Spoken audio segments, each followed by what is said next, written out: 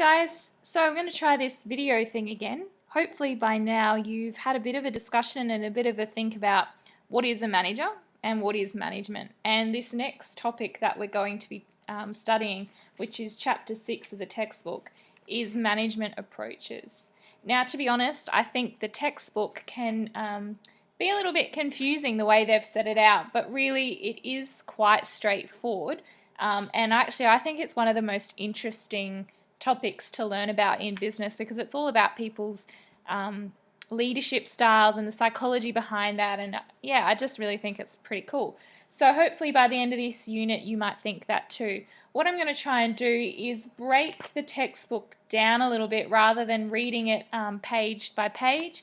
Put it in the Miss Perry version and hopefully it will make more sense. So the first thing I wanted to do was sort of explain some stuff. So this PowerPoint's going to have to do since I'm not there to be with you. So we're going to go through a little bit of an introduction together, and then I'll explain sort of where we're at with this topic, and then get you to watch a video and do some extra activities and maybe a little bit of reading. But the first thing I wanted to do was explain it. So I'm going to put this in present mode because I totally forgot to. Alright, so the topic is management approaches. You probably won't be able to take all these notes down in one go, but I will upload it to the Google Classroom so that you can have a look at the slides in your own time. And I've asked Miss Birch to also photocopy the chapter for you when she gets a chance, so that during your own time you can also read the chapter to supplement what I'm teaching you via this. So basically what you need to know is we have a thing called management approaches, or in other words theories, and we also have a thing called management styles. So they're two different things, but they are interrelated and they work together. Management theories, I guess, is kind of like the textbook, the ideology, the theory behind it. Where management styles is like putting it into action. It's applied to individual people and how they actually manage people, but they're linked. So what we need to do is we need to be able to learn about what these approaches are, and then we also need to learn about these management styles and which ones fall under these three management approaches. So the first thing we're going to do is focus on the approaches. So the approaches are classical approach, behavioral approach, and the contingency approach. And the way the textbook does it is it then sort of mixes them all in. It mixes the management styles into the approaches, and it can all just get a little bit confusing. So what I've decided to do is I've decided to tell you about the approaches, and then we'll look at the styles separately and then look at kind of linking them all in together a bit more detail later once we've got the basics down. So the first thing what you need to think about is these two are the main two, the classical approach and the behavioral approach. Contingency just basically means we're going to do it based on what's happening at the time. So we might follow one way if something's happening, but in another circumstance we might follow a different way. So it's kind of like changing depending on circumstances. So it's a bit flexible. So these two are the main two that we'll be focusing on for now. So the classical approach. This is just a graphic organizer I put together for the students last year after we'd studied because they were getting a bit confused. So I thought I'd show it to you now. But basically what we're saying with classical approach is the management is managing their people through those POLK. Remember you learnt POLK last few lessons. So we're managing people through planning, organizing them, and controlling them. What you need to know is there's some key people that developed the theories, and they are Henry Fayol and Frederick Taylor, and we're going to discuss them a little bit later. Basically, the key ideas in a nutshell for the classical approach is that employees work with specialized activities. So think like your production line. Someone might be, I don't know, sticking the label on the toy, and all they do every day is stick labels on the toy. The next person, all they do is put the toy in the box. So the person that sticks the label on hands it down the line to the person putting it in the box. So all day you're taking a completed toy and you're putting it in the box. And the next person, their job might just be to tie a ribbon around the box. So every toy in the box is coming to them and they're putting the ribbon on it. So all day they're tying a bow on a box. Does that make sense? I hope so. So basically, I guess there's an advantage of this, because think, if you're the person that ties the bow all day, every day, you're going to be amazing at tying a bow. Hopefully, if you've had enough training and that kind of thing. That's why you're doing it. So, and imagine how quick you would get at tying a bow. If you have just tied a bow after a bow after a bow, you'd be so good at it that you could nearly do it with your eyes closed. But then if I came along and I'd never done it before and suddenly I had to tie a bow on all these boxes, I'd probably not be great at it. I'd probably be slower, and my bow wouldn't look as good consistently as that person that's done it all the time. So that's the idea of a specialized activity. You become highly specialized in one thing. And I know my box and my toy example is pretty boring, but it kind of makes the point. So you become this expert, I guess, at one activity. The idea is so that it's more efficient and you're better at production. We have a really hierarchical organization structure based on the division of labor. So basically, if you've ever seen an organizational structure or hierarchy before, think like a family tree. It's really structured and really formal, and it really divides people up based on their job. And we'll go into this in more detail later, because we're going to study organizational structures a bit more. What they specialize in is you get a small task, you learn it quickly, and it's really repetitive. And the idea, as I've mentioned before, is it's more efficient and we get perfection every time because you're so good at it and you're just repeating it after and after again. So what the whole idea behind this is to make people more productive. If one person is just tying bows all day, the argument is you're so quick at it and so good at it that you are more productive. And more productive means hopefully more money in the long run. Just a side note, the management style that goes with this is the autocratic management style, and you're going to learn about that. A modern example these days of this kind of idea is McDonald's. Think, if you've ever worked at Macca's, you might be aware my personal experience was with Hungry Jack's, my first job. And honestly, we learnt everything by one task. So the first task we did, and I probably did it for 3 weeks straight, every shift, was cook the meat. So taking frozen meat patties, putting them on the broiler, which is like a grilling machine, and then when they spat them out cooked, putting them in the right tray and putting them in the oven ready for the person that was making the burgers. So literally for 3 hours at $6 an hour, all I did was get boxes of frozen meat patties out of the freezer, bring them out, use the right tongs, because obviously we had to have food safety, and put these things in a grill machine and then store them once they were cooked, ready for the next person to use them for another task. So we got very good at it. And then from that, we were allowed to learn how to make fries. And all we did was make fries when it was really busy on a Friday or Saturday. We would literally stand at a frying machine and fry fries and serve fries. And then when you got good at that, you were allowed to move on to making chicken nuggets and the chicken burgers. And then when you finally accomplished that, you got to actually make burgers. So everything was really divided up. And finally, once you were, fully accomplished in all of those areas, you could be randomly doing everything depending on what was needed at the time. So that's that real breakdown of tasks, specialized activities. And the roster and everything for that restaurant was based on that. So they would actually roster people on for each task when it was a really highly busy day. Things to consider about this management theory is, of course, the manager is the ruler. Staff don't have much education. So you're thinking like the Industrial Revolution time, where we're like just introducing factories and you're working in factories on machines and things like that. This is where that theory has come from. So when we go all the way back to the Industrial Revolution, a lot of these people didn't actually know how to read and write. They just learnt how to do their machine or whatever. So they're very uneducated traditionally, and they're not really, they don't have initiative. They're not used to thinking for themselves. They're used to being told what to do. So they don't question the ruler on why or how. They just do as they've been told, and they become really good at doing that. The idea is that the harder the employee worked, the higher the output. Output means how much are we producing? What are we getting out? And greater profit the owner made, because obviously the more products you can spit out in one day means more potential to sell and make money. So basically the whole focus, they became so focused on increasing output.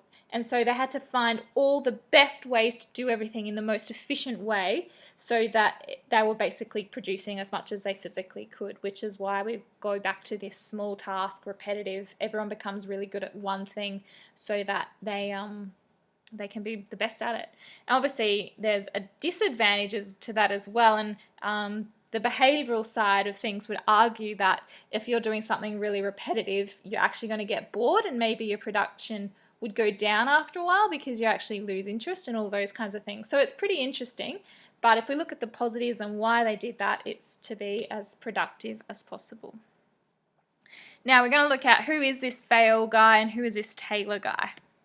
So Henry Fayol, he was born in 1841, so we're talking a little while ago, and died in 1925. He was the managing director of a mining company. He argued that there's a body of knowledge about management that can be taught and learned. His work emphasized that organizations need to formal planning to achieve objectives. So he was all about planning. Remember those polk things? In his thinking, he had an overall plan that he thought should be divided into departmental responsibilities so that basically we knew who was doing what, and then that led to the development of job descriptions. If you've ever had a job, you might have been handed a piece of paper that outlines what you're expected to do in that role. That's a job description. So he believed that every task or every position in the workplace would have a description of what they should be doing. And here's the guy that we can thank for introducing organizational charts. He's also, although this is under the classical theory, it's also sometimes his theory on his own is also known as the administrative theory, just because it's all about the admin, I guess, the organizing of people. Frederick Taylor, he was, let's look, born 10, 15 years after Fayol, and he died in 1915. He was the chief engineer of a steel company, and he studied the activity of human work.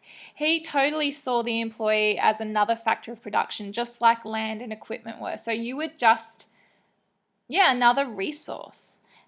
He developed techniques for analyzing work with the aim of finding the most effective way to perform tasks. So this guy obsessed over like the way of making something, and he was always over analyzing how to improve it. So maybe get rid of a step, combine a step, change how it's happened. So he was just obsessive over how to perform a task. And he's also known as the scientific theory. So that employees can be scientifically selected and instructed on that method. So there's not really, you've got to keep in mind here, there's not really an element of worrying about the employee. They are just a tool to be the most effective machinery and basically make as much of one product as they can and make more money. If in the modern day we look at this term called best practice, which is doing everything in the most efficient and best way, and basically what they're arguing is that comes from this concept, making everything really streamlined and making everything super, super efficient. All right, this is straight from your textbook, and let me see what page it is on. Page 104. It's a little bit fuzzy, I'm sorry. But basically what it is, it's a really handy table to look at what are the strengths and weaknesses of the classical approach. So the strengths, that it's based on mathematical calculations to increase productivity and reduce waste. Obviously that's going to result in more money. Specialization and division of labor used to increase productivity. There's a clear and formal chain of command. That basically means if you're working there, you know who's in charge, you know who you report to, you know who's below you, all of those kinds of things. There's clear lines of authority and communication. So again, it's really obvious who do you need to go and talk to, who's the one that's got the authority over you, that kind of thing. There's a clear set of rules and regulations. They really matched the skills of the employee to the task, and there was a little bit of training of employees, but the emphasis is on making money, and business goals are of course a priority. The weaknesses, as we've kind of touched on, is that the human and social needs of your employees are completely ignored. It's often associated with being rigid, autocratic, and unfortunately the autocratic management style gets a bit of a bad rep, but It's not always a bad thing, but often people don't like the idea of it being rigid. You can be slow to respond to changes in the external environment. There's often low worker satisfaction and motivation. Imagine if you're the guy that's tied 100 bows at work, are you really going to be that motivated? Maybe. It depends on your personality and it depends on the workplace. Boredom and a drop in quality of output due to repetition, that's what I was saying before. Problems are often ignored. So if you're not expected to be proactive or have initiative, if something breaks or whatever, you're just doing your job, there's probably not going to be employees really that verbal about, hey, I think we could maybe do this better, or hey, this is not working, because they're just doing as they've been told. There's a really big divide between employees and management. So it's kind of like that, I'm the boss, you're just the worker, do as I tell you to do. And very few managers are actually responsible for decisions, which means there's like a couple of people in that whole place that get to make decisions. Now think, if you're working, say, at Macca's, you're doing it every day, you actually probably know how things work better than the big guy sitting in head office that comes to visit once a month who thinks he knows about burgers. You're the one that knows that, I don't know, some ingredient's not popular or anything like that. So often they would argue it's actually a weakness because they don't have a strong connection with the people that are on the floor every day doing the job. So people would criticize that the people that are removed from the business are actually making all the decisions. All right, behavioral approach. Behavioral approach is more getting to that idea of being more human. So this is all about leading people, motivating your employees, and having good communication with them. The key guy for this one is a guy named Elton Mayo, and we're going to look at him in a little second. But Elton Mayo believed that productivity increased when your working conditions improved. So are our workers actually having good workplace conditions, and that if they are, they're going to be better. Employees may be consulted before significant decisions are made. So that's that saying like, hey, you guys actually are here every day. You know what's going on. What do you think? There's an emphasis on communicating. Interpersonal and communication skills are actually important. So a manager's ability to relate to his staff and actually talk to them are actually really important. And they're saying that people are self-motivated because they've actually got a little bit more consideration and a little bit more say, and they get job satisfaction from their work. The two management styles that we link with these in the textbook are democratic and participative, which we're going to learn about in a second. Modern example of this is Google, and maybe we can look at this in a bit more detail if you haven't really looked at Google, but maybe you've seen, what's that movie, The Intern, with the two guys that go in and actually start working for Google. If you've ever watched that movie, although it's kind of a comedy, it does give you an insight into the kind of workplace that Google is like. The notes for this one is it was discovered from the 1930s onwards that people were actually getting bored and lacked motivation at work. So that whole I'm going to tie 100 bows today on this toy box was no longer actually making people want to come to work. So this is where we started getting a new focus on HR, or human resource management, and we actually started looking at the psychology and the behavior and motivation of employees at work. So we're kind of seeing that shift from you were just a robot, you were just a tool in my piece to make something, to actually maybe you're an important part of my business and maybe I need to consider you a little bit more. So this Elton Mayo guy, who was he? Well, he was born in 1880 as well, and he died in 1949. But he had the idea that people in an organization were actually really important to the workplace. And we had to have harmony. We had to have people that got along and actually enjoyed coming to work. He found that workers' productivity improved when someone took an interest in them and their work. You could even think about yourself at school. If you've got a teacher that actually seems to care about you, maybe asks you how your weekend was, knows what your hobbies are and has a chat to you about it, you probably feel a little bit more connected to them than the teacher that doesn't know your name, doesn't know what you like, those kinds of things.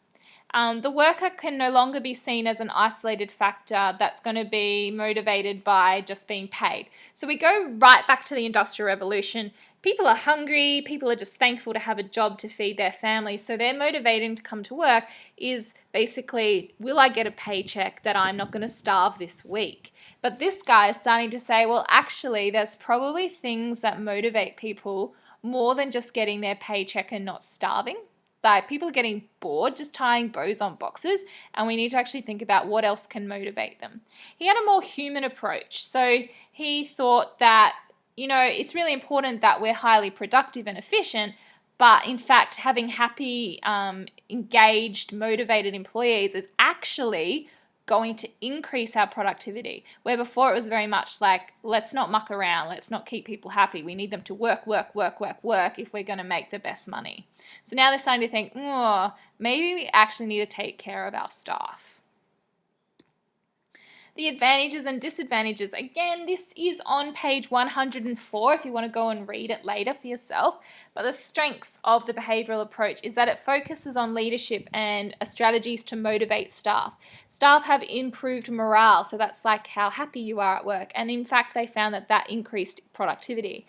There's a greater range of sources of ideas because now we're actually saying to staff, hey, what do you think? So they're giving us new ideas. Collegiality and teamwork becomes a priority, so actually working together. It's suitable for creative. Now I used Google as an example. They're constantly wanting their staff to come up with new ideas, and that's the whole emphasis on how they've structured their business, is to make the creative stuff work. There's better communication and understanding of the business mission and vision. Staff are actually part of the business. They're included in stuff.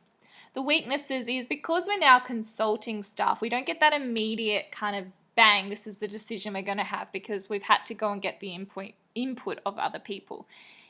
It's sometimes not actually, it thinks, this is nice, they care for their staff, but it's actually sometimes not really suitable for people that don't have the skills or don't have the experience. So you think sometimes, even if we look, when you're in year 7, your teacher probably had to say to you, now stick that sheet in your book, please. Now write the date on the top of your page. Now this is your heading of your work. Write this in your diary for homework. All those very explicit instructions because you were brand new to high school and you didn't know yet. You hadn't been taught that yet.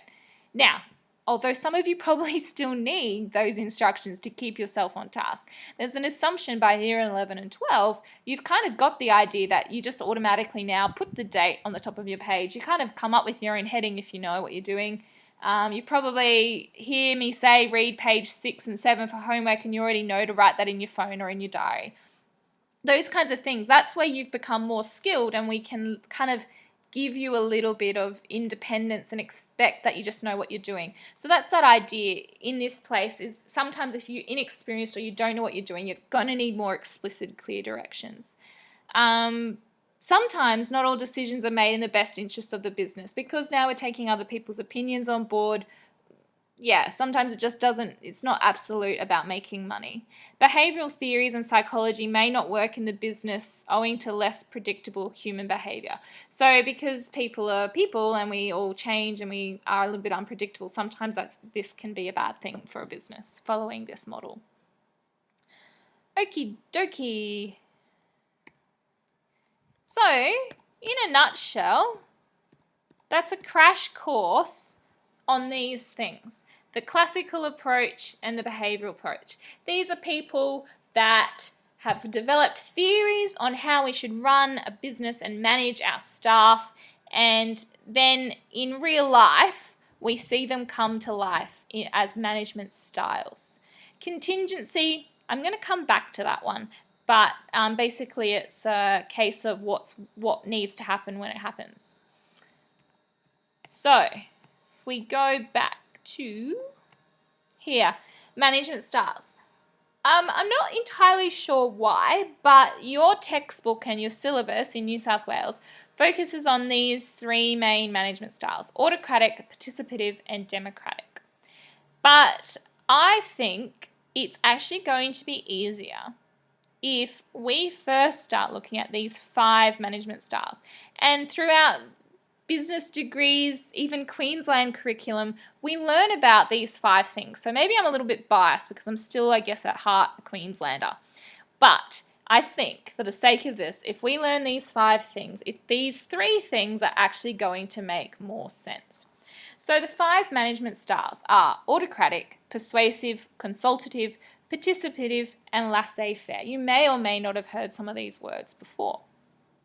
A management style is basically you as a person. If you were made to be a manager, how would you rule your staff? Rule's probably not a great word, but how would you tell your staff what to do? Are you really easygoing and letting them just, do whatever they want? Or are you really bossy and really controlling and micromanaging, and everyone has to do exactly what you say when you say it? Okay, and there's lots of different reasons people have different management styles. It can be your own experiences working. So if you've always had someone that's really micromanaging, telling you what to do all the time, you're gonna be familiar with that. That's gonna be what you're used to. It also comes down to your personality, your lifestyle, all of those kinds of things that kind of dictate what style you naturally would fall into. Sometimes autocratic is seen as a bit old-fashioned, and laissez-faire is the brand new ideology that people follow. But honestly, there's people that follow this and there's people that follow that, and they can be all different ages, and these are the ones in between. Laissez-faire is a French word, if you didn't already pick that up, and faire means to do, so it's like basically saying let people do what they want, which we'll look at in more detail later. Basically, these 5 styles, they apply to different things. Sometimes an autocratic management style is actually needed, and sometimes it's not. So often we get a bit critical of this autocratic guy, but sometimes it's actually the most appropriate management style that we need. When we look at these styles, they say it sort of ranges in the amount of control that a staff member has and then the manager has, and the way that the stuff is communicated to staff. So they'd say that this is really tightly controlled all the way through. We lessen the control till we get to laissez-faire, and there's not much control at all, and people get to do what they want. I've got a video for you to watch about these management styles rather than me going on and on about them. So I'm going to stop this video soon and let you watch the video about these styles that will tell you more about them. But basically what I want you to think about first is, you've been at school now, 11 years, and you've probably come across lots of different teachers, and when you're learning these styles, an easy way to kind of get your head around it, get an idea about it, is to look at teaching styles. You've probably had a teacher before that you absolutely just loved going to their class. You thought it was just great going to their class, and there would be something, the way they taught, the way they organized the kids in the class, the way they gave instructions, all of those things you probably really, really just clicked with. Your personality matched their personality or whatever. There'd be another kid sitting in that same classroom that you think's amazing that would be driving them mad. Okay? And then the same thing, you walk into a class and you think, I just can't stand this teacher's way of teaching. I don't like the way they tell instructions. I don't like how they explain things. I don't like the activities we do. I just don't get them. And then there's someone else sitting in that class thinking, this is great. I love this class. I love this teacher. I love the way she explains things, all of that kind of thing. So you've got the idea. Some people will love something, other people will think that same thing is absolutely horrible. So the first thing you could be doing is actually thinking about a teacher that, not because, let's remove their name and their person, I guess, but thinking about what is it about their teaching style that you really like? And what is it about a teaching style that you just really don't like? So don't name and shame teachers. We're not here to bully teachers. It might be even someone from a primary school that we don't actually know. But I really want you to start thinking about the characteristics of their teaching that either were really good or not good and you didn't enjoy. And I just want you to write them down and think about it so we can have a bit of a discussion about that. All right, and I'm going to stop this video.